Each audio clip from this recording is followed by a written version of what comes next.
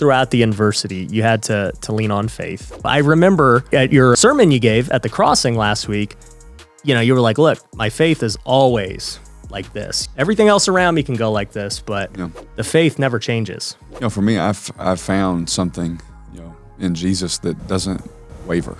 When I feel my emotions wavering, I know where I need to run. I know where I need to go. My faith has always been the most important thing to me. It was one, that's how I was raised. When my faith really became mine and not just my family's was in college, because I was finally going through life a little bit. Up until you're on your own, you don't really, not a lot of people really experience that hard of times, at least where I was from.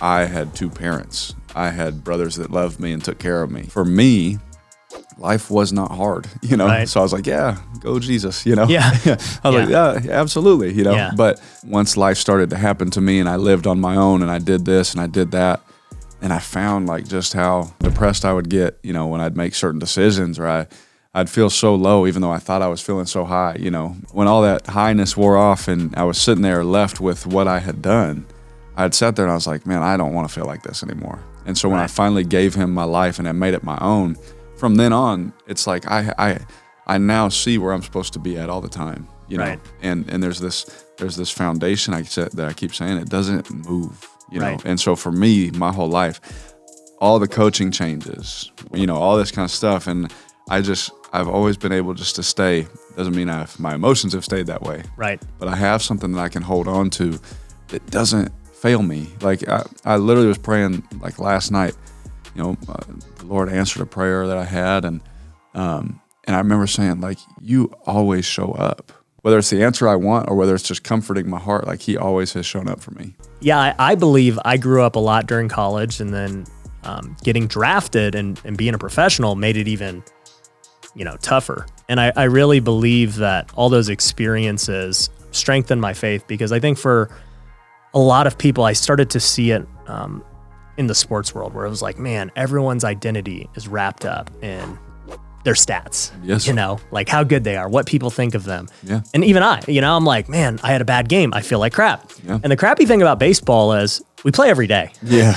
Yes. So if we have a bad game, we have a bad game, then we play again tomorrow. We have another bad game. And then you're just like, oh my gosh, dude, like I don't have a week to like Yes. get rid of it. Yes. And I just found myself getting wrapped up in that all the time. And I had to learn, like, dude, it's just a game. Like, even if I get released and I don't play again, I'm going to be all right. Yes. So many people, whether it's football, baseball, whatever, business, where they determine who they are based on what they do and their successes and their failures. And some people get a little too high, some people get way too low. Mm-hmm. And for me, I've tried my best, not to ride that roller coaster.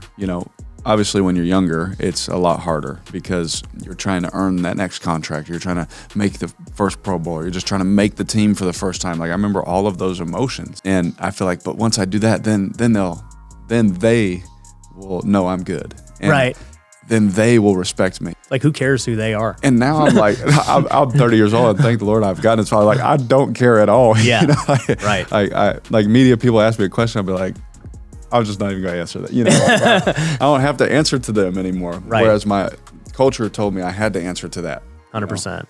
The culture of the sports world told me I had to, I had to feel what they were asking me. And so a lot of people don't see what I am as rational. Right. And I almost see them as irrational, Right. Because I'm like, I've found something that tells me who I am. Like, I'm the head and not the tail. I am called son. I am called beloved. I am called accepted. I say it all the time. I was like, what voice are you listening to? Are you listening to the voice of what everyone else is trying to tell you who you are? Or are you reading your word and listening to that voice? Who does God say that you are? And it's in those lowest moments where I remind myself, or even the high moments, no.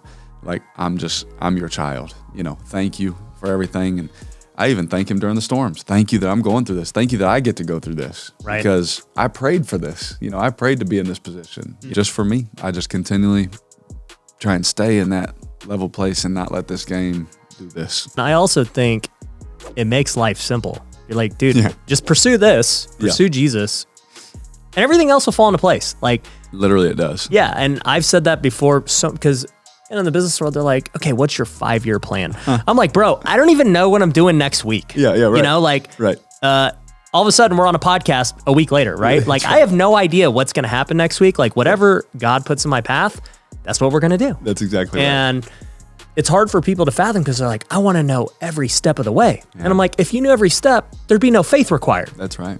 And so it's just, that's right. I think people just have to learn to become uncomfortable, you know, putting their life in someone else's hands. That's right. And for controlled kind of people like myself, it's hard. Yeah. You know, because I'm just like, I've always just been like, I'll just work for it, you know. Like, I'll just grind for it, you know. This is what I want. I'm going to do whatever it takes. I'll do whatever it takes. And the Lord is saying, like, I'll do it with you and it won't be that hard. You know?